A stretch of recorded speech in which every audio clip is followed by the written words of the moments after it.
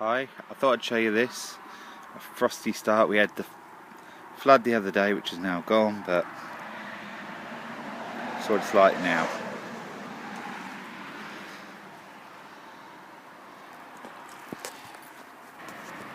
There's my truck, see if the lock's froze, which I should imagine it is. Oh no, this is a good start. Let's start it up. See what it starts like. This is the coldest it's been since I've owned the truck. With a bit of heat. The ignition is dodgy, so turn it. There we go.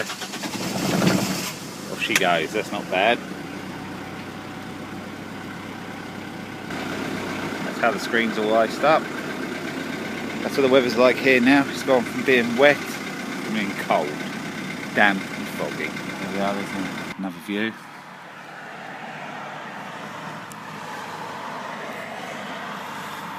I think it's thawing already. It doesn't actually feel that cold out there, but it is only just after 8 o'clock in the morning.